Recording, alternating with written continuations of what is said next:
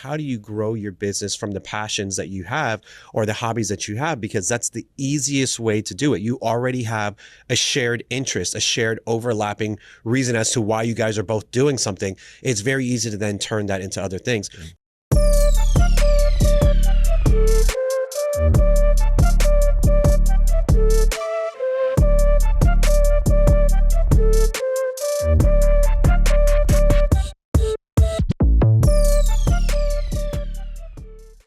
Good morning. Good morning. So before we started, Hodge is like, Luis, you're going to do the introduction. So I'm like, that's you. You always start off with the intro. We're going to be at a rhythm. It's a holiday, man. And we're starting the second half of the year. Yeah. We're going to try something new today after 4 years of doing Real Estate First Friday. I think the first half of the year I'll intro. The second half of the year you'll intro. Okay. Is that the way to do it? Yeah, I don't know. Today is number one of the new intro. You're not doing a good job at it, by the way. No, it's all yours, man. Yeah. Welcome to Real Estate First Fridays. I am Luis Fermin, Executive VP here at LPT Realty, and I am joined by Matthew Hodge, Co-EVP here at LPT Realty. Nice good job. morning. Yeah, good morning. Nice job. Really good job. Yeah, excited to be with you this morning on this holiday weekend. I know all the banks are closed. We'll probably have a smaller, more intimate audience today because we know that people are likely getting ready for the holiday weekend. I personally am a super 4th of July fan. So my son and I went to the fireworks store yesterday, and I literally have been waiting my entire life to have like a little buddy to do fireworks with, and he's finally at the age where he's really into it. Yeah, so I'm very excited about that. Cool. I look forward to seeing this. I don't know if many of you guys know, but me and Hodge, we live in the same neighborhood, so I'll be looking out my backyard to see all the fireworks going off, or ducking, depending on how well it goes. We're gonna shoot them towards your house. Cool. What are we doing today? Yeah, so today we have Marissa Canario. She's going to be joining us here today as our guest. And we will be talking about practices and things that we can implement for the second half of the year. I mean, we've made it, right? Like this is a massive milestone year over year. You know, this is a perfect time in the year for us to reflect back on our businesses and the activities that we need to do moving forward to ensure that we have a successful second half of the year. You know, this is one of the more, what I would call challenging milestones, only because many of us are in the midst of our, the production, the summer season. It's school years haven't started. We're kind of balancing vacation, family time, work product. Like it's a very challenging time. I was on a Zoom with an agent the other day, and he's like, I apologize if you hear music. My family's having a dance party, right across the hall from me. So I apologize. So it's very challenging, right? Because we have to balance all of those factors. But today we're going to dive into some strategies to help us overcome those things and position us appropriately for the rest of the year. So good morning, Marissa. Good morning. I'm happy to be here. Thank you for having me.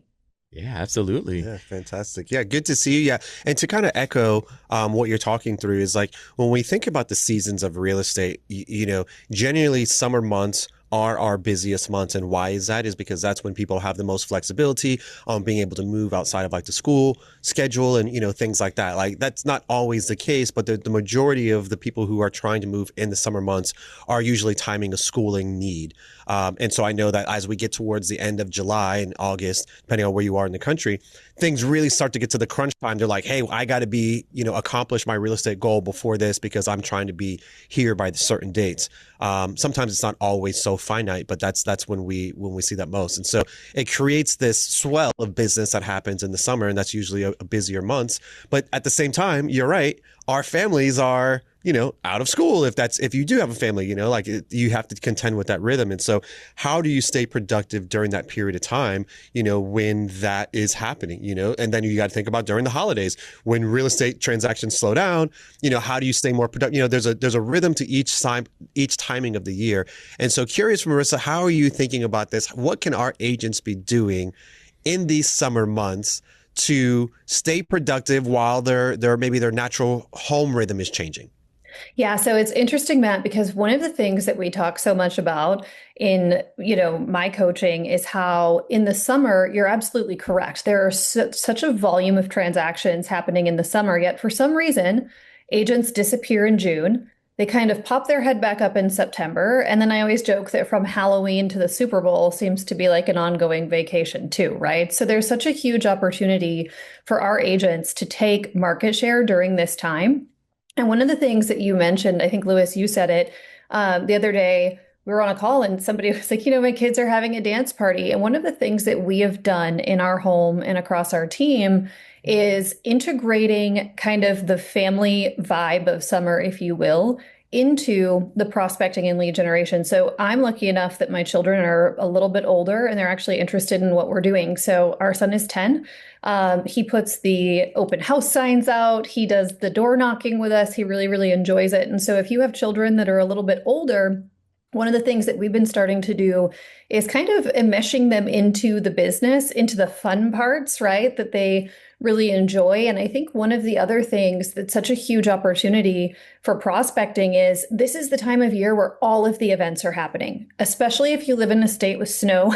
Like I do, they jam pack all of these events into, 3 months of the year. And so what are you doing to get out there and into your community, right? What festivals are you attending? Are you going to farmers markets? We have agents that, wear their like prospecting t-shirts with QR codes and they're getting out there and kind of going to events. And I think the big thing that we've really integrated is open houses with ice cream trucks and taco trucks and popsicle. There's this local place that they make popsicles are all organic and they do pop-ups.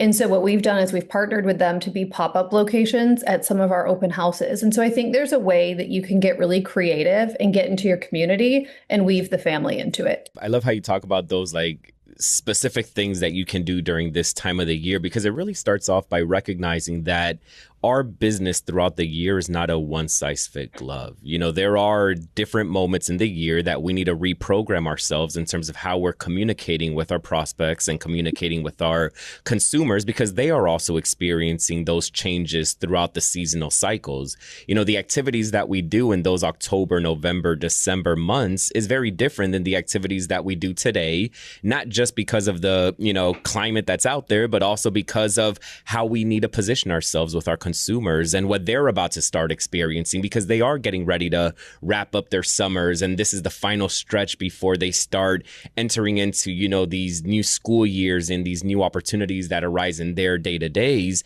We need to understand those dynamics and we need to always be in position to capitalize on those moments. So to your point, Marissa, if you do live in a state that does experience that type of weather aspect, right? There is going to be an overabundance of different events that is going to be more outdoor in nature. I mean, this is 4th of July weekend, right? There's going to be a lot of barbecuing and a lot of, going to the lakes or going to the beach and doing different outdoors activities. Are we plugging in appropriately, not only with the content that we provide to our consumers, but also getting involved in our community to be able to prospect those types of relationships around us? 100%. And I think that as an agent, it's getting more and more creative and what can be fun, right? Like what can we create around maybe a little bit different type of prospecting and lead generation throughout the summer to keep the momentum. Because the thing is, if we come off the gas right now, like 45% or more of the agents in our community are doing, what happens is September, October, November become really difficult months because now we have to go and regenerate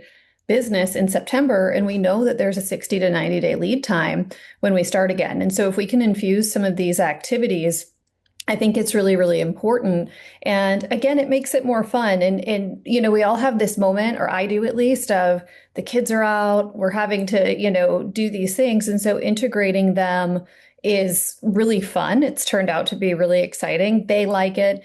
People talk to you more, right? Like they just do. One thing that we're doing is a day in the park so that parents can kind of get some time, right? We have a park in our neighborhood. And so, bringing in kind of all the babysitters and having kind of an event. And so again, I think it's creating that fun time. And then you get to be known for community involvement in a different way. Yeah, absolutely. Us showing up in that fashion is very important, right? We want to not only appear to be like a one dog pony show, right? Like we want our audiences and our prospects to see us in a different light, and showing up organically in these things is very important, but also not losing track of the fact that we still need to be perceived as an agent, right? We don't want to get too caught up with being placed inside of these environments and they only see us as that, but not see us as who we are as an agent, because then when when it comes time to building these referrals and building these opportunities, it's not going to happen.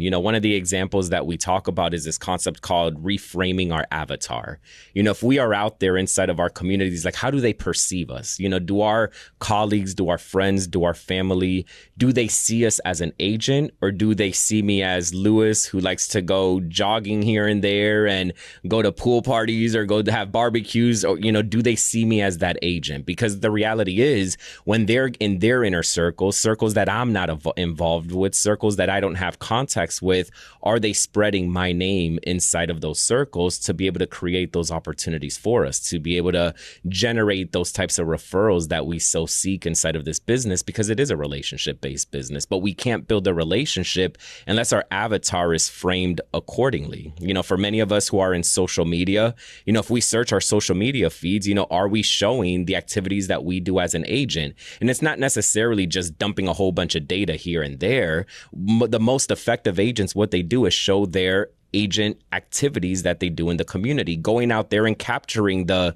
door knocking or the open house activities that they do and putting some type of messaging around that. It's not necessarily like, hey, like this, neighborhood is selling at this price point and the average price point is this and the days on market is that. Like, sometimes, like, just embodying, the organic self through that reframing of the avatar is so important. Yeah, agreed. And one thing that I think is important to kind of like think through is that when you're going to these places, you're not going there for the sole purpose of business, or maybe you are. Maybe that's how you choose to prospect that week.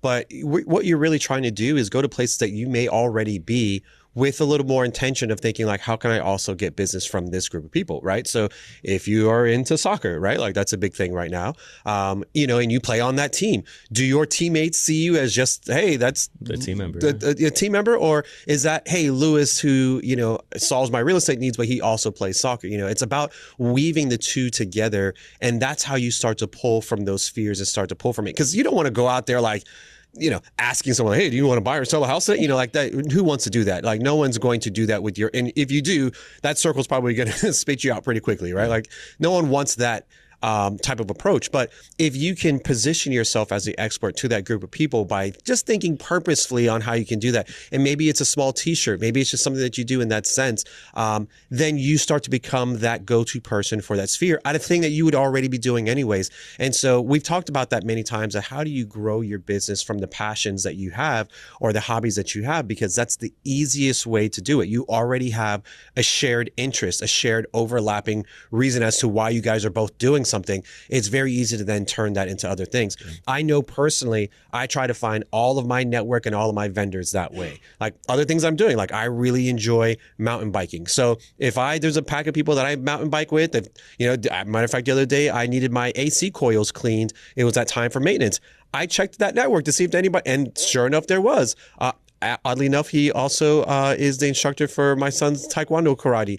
But that's what he did as his primary job. But I was able to utilize him for his services because, one, again, we have all these overlaps. I know him. He's in the circle. I trust him, and he came through and he did a great job. So, again, those are the things that you have to think about when you are spreading your real estate businesses. How can you do it in an organic way, not in a way that's going to give you commission breath or make people be like, oh, God, here comes Luis again. Obviously, that's going to be a little too strong of an approach. But you want them to be thinking about you on something that you already have overlapping. And it's like, just through communication, right? Like, we all, when we start the week, what do we ask our friends and what do we ask our colleagues? What do we ask somebody, right? Like, how was your weekend? Right. And oftentimes we stop at just, yeah, my weekend was good. Yeah. But there's a way that you can answer that question, that you can showcase like the things that you do and the activities that you're passionate about. Give them the two things, one thing that's not real estate related, but then give them maybe a real estate topic. So for example, Luis, how was your weekend this weekend? Oh, it was great. I was able to spend some time. I spent, 2 hours mountain biking. This is how that experience went. I almost crashed into a Florida panther as I was going down the trails. But luckily, I was able to make it back home and make it on time for an open house that I hosted over, during the afternoon hours. And it was an amazing turnout. We have this amazing property, here in Central Florida, overlooking the lake. And, it was a little hot out there, but thank God I had my children helping me place the directional signs and the open house signs. And then once it was showtime, we had massive traction. It was super exciting. The customers are asking me to host another one next weekend, which I'm excited about. Probably have to carve out a little bit more time mountain biking so I don't have to rush, getting there. But like, that's just a way that you can kind of share, like, in a very organic way, in a place from positivity, right? Because we also don't want to say, oh my God, my weekend was tough, I had to write all these offers, and like, that's not fun. Like, it always has to come from a vantage point of like hype and of excitement. And there's ways that you can plug those things in so people can understand, and then turn the tables to them. How was your weekend? And so again, like, just not stopping at just good, not just stopping as, I just did this. Like, elaborate, tell the story, tell the activities that you did. And you'll notice, if you are shy, once you get in the rhythm of doing it, it becomes kind of fun, right? You'll build that excitement and that adrenaline. And the reality is, like, they want to know, the audience does want to know what those things are. Yeah. One of the example I can give you is Benjamin Hillman, who's our educational director of luxury collections here at LPT. He is always wearing, you don't have to do this, but this is just an example. He's always wearing a three-piece suit and a hat. Like, he has a very distinguished look, and he always has his name tag on him, regardless of what he's doing. Like, I saw a photo of him the other day for the first time, like at the beach. I'm like, I don't think I've ever seen him in like casual wear. Like, it was crazy to me because he's just always in his professional attire. But because he does that, he brands himself in a specific way. He's always starting conversation. This guy's rolling in $1 million properties and I used to ask him, like, genuinely, like, hey, I've seen a lot of business tactics, but I don't understand how you're doing it. And he just broke it down and just said, man, I never break character. Like, not that I'm doing something not genuine, but I'm always dressed for the part. I'm always ready to have that conversation, and it starts more conversations than you would think. And I'm like, I always used to think like, hey, wearing a name badge, like, I don't know, that's kind of corny to me. I don't know if I would do that, but it works. And like, it completely reframed the way that I think about it. And so again, that is his sole primary driver for business, is that he's always professionally dressed. He always has his name badge on there, and he's always ready for a conversation. And so if you've never had a chance to attend one of his luxury trainings, definitely check it out. You'll see exactly what I'm talking about. He's going to come on there. I promise you, with the three-piece suit. I literally have never seen him outside of that attire. But that's really what works for him. So again, there's so many different ways that we talk about generating business. Some is about like, hey, you can go do this lead source, or you can do this open house, or you can do these things that are prospecting. But sometimes you as a person can just be more purposeful in your approach, and that be something to stimulate business as well. And that's the thing, right? Being purposeful, being prepared for that conversation. Like, you want to be placed in these environments to be asked these questions, and then being prepared with what your response is, and being prepared with what that answer is. So in his world, he knows that that's going to spark the questions. It's going to spark, the why. And he enters into those dynamics prepared to answer it, right? He is prepared to drop the appropriate seed, so that way they understand the why behind it. Correct. So just understanding these natural rhythms that exist out there, so that way you are prepared and you are purposeful with the dialogues that you have with those that are asking. So Marissa, I know that you had mentioned utilizing some of these local vendors, like the ice cream truck and, things like that, as a way to have these really effective open houses and involve the community at a different level. And maybe people are coming to the ice cream truck who may not be necessarily interested in the open house, but you are branded in that moment. What are some other things that you are utilizing, or what other benefits are you seeing from that type of approach? Is it just to build awareness? Is it getting more business? Like, how does that translate? There's a couple of things. One, I think that in this business, we have to be perceived as connectors. So Matt, you were talking about, right, like how you went to kind of your network and found the HVAC guy. And that's kind of where, by doing this, we meet so many different people and we become the connector. So when I'm able to bring a local business into our world, I'm able to expose them to more and different clientele, right? And so that's number one, is that we're able to help them grow, thereby helping us grow. And so actually, we did a open house with an ice cream truck, and it's all organic. She makes it in her kitchen. She's opening her first store. And there were probably about 60 people showed up that had never had it before, right? She's referred us 3 times in her neighborhood since then. So that's where, right, like I connect her, she connects me. And I think that, from that has developed a really great relationship as well, personally for me. Her and I have a lot in common. So a lot of good came from that. In addition to that, what we're seeing is that when we do this, we're opening up our world to people that maybe they're not looking, right? Maybe they're not looking for a home, but we've talked to so many people at this point that talk about their home in their neighborhood. And they're, a lot of people where I live are starting to kind of age out of their homes. They're in these large homes, their children are grown up. And so it has led to a lot of conversations for future listings. And so that door has opened.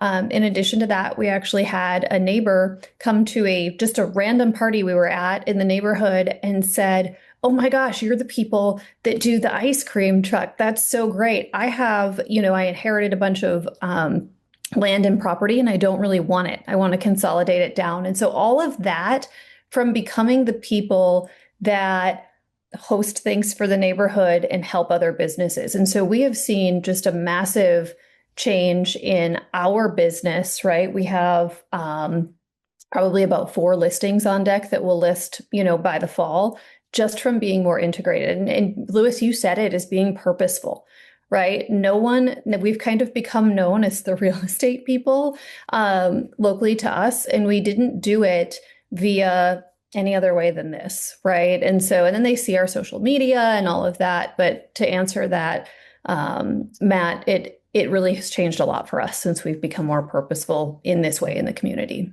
Yeah, that was actually a pretty fun nugget that you dropped there regarding the open houses, where we are always used to plugging in it's with our open houses like other mortgage companies or title companies. Yeah. But what about other local vendors who are not in the real estate industry, like the ice cream truck example? Like, we're helping them, they're helping us. We're creating that vibe. We're creating that energy inside of the neighborhood. Like, talk about auditioning for that next listing by showing the activities that you're doing in that neighborhood. And everyone's just excited to do it collectively and together. And now you're also building that relationship with that local vendor. When they have their friends and family inside of their spheres that have real estate needs, you are now building that trust and relationship with them. Like, it just all comes full circle from serving and helping one another in those aspects. And it creates a very unique dynamic. Imagine an open house with an ice cream truck parked in front and that traffic just coming through the gates. Like, super cool activity. Yeah. The kids in the neighborhood are like, "We're going to get ice cream," right? Like, mom and dad are almost obligated yeah, exactly. to come to the ice cream truck. So it kind of, in closing, the things that I hear to take away, which is that, a realtor can be a community connector. Like, that works really well for our type of business. Not only are you interfacing with people in a very organic way, but you're bringing businesses, more customers, and hopefully they're returning the favor. And that is like starting to spin a wheel. And so, again, there's a ton of different ways to approach stimulating business, right? One, you can just purchase a lead source and get really good at converting leads, or you can say, "Hey, I'm really good at, prospecting or door knock." Like, there's so many different ways that you can do it. But if you don't enjoy that type of, prospecting to generate additional leads or business, and you want to do it in a more organic way, then the strategy has to be, when you are doing these things, either you're doing an open house, or you're doing something that's a community event, or you're doing something that you're passionate about, like a hobby, you have to be purposeful in those moments to ensure that that sphere knows what you do and sees you as a trusted resource to have fulfillment in if they have a need. Like, that's a way you can do it. It can't just be casual. If that's how you choose to be your business, you have to go in there with the thought process that you are going to stimulate a certain amount of conversations from this group of people, and it's going to be an organic conversations. If that's not how you want to do your business, oh, cool. If you pick up the onesie twosie, that's great. But if you choose to make that your primary driver, then you have to think about it that way. And so I always like to highlight those specific things, because most people are doing a version of it all, right? Like, hey, I have some lead sources. I'm okay with doing open houses. I'm okay with being a little bit purposeful when so you start to put it all together, and it makes up the makeup of your business. But we like to go to the extremes of, like, hey, if you made this your sole purpose, here are the things that you're concentrating on. Here's the things that you're looking at. And that's really helps you understand what elements to pull from. Yeah. And what's important is when you're entering into those worlds, it's just understanding what the expectations are, right? Yeah. So, like, for example, if you have a budget and you're out there generating leads through third-party lead sources, you are generating the lead first, and then you're building the relationship. If you are doing these community connecting activities, you are building the relationship first and then generating the leads. So then the point of that is, you can't expect that by building the relationship that the they're going to come all the way down at the funnel like immediately. Like, can it happen? Can those circumstances happen? Absolutely. But the likelihood of that happening is much less. But what is happening is you are building these relationships with these individuals that over time will start fueling your business and creating awareness out there inside of their spheres. From the lead gen perspective, yes, I am generating leads immediately, but what does that mean? I now have a very consolidated moment of time in order for me to convert this lead and build that relationship, because now I am competing with other agents and because the need is already there. So it's like just understanding what that expectation is when you are playing in those two worlds allows you to play that game more appropriately and be in position more appropriately, because the activities you do for one is not necessarily the same activities that you would do for the other in order to win in those dynamics. Yeah, absolutely. Absolutely. Okay, well, fantastic. We're going to leave it here for this holiday weekend. I know plenty of people are probably looking forward to, starting their weekend early. I know certainly this evening, I got to light off at least 1 or 2 fireworks. I asked my son yesterday, I'm like, hey, you want to light one off? He's like, no, Dad, we got to save it all. I'm like, what? Whose kid Just are you, one. man? Like, just one. I'm more excited than he is. And it's like one of those big ones, right? Oh, yeah. Okay. I'm gonna rock the neighborhood. Everyone's gonna be complaining. I hope you have a safe and blessed and prosperous 4th of July weekend. We will see you this Monday on Motivational Monday, where we'll bring Robert Palmer on. We're going to break down the market, kind of what things happened last week. We had some pretty meaningful moves. We want to make sure that you understand those things. And then we're going to walk through some of the new programs that we've got coming through the ecosystem. So excited to finish out a couple of summer months here, letting you know how we plan on supporting you through the rest of the year. So we'll see you on Monday for Motivation Monday. Have a great weekend.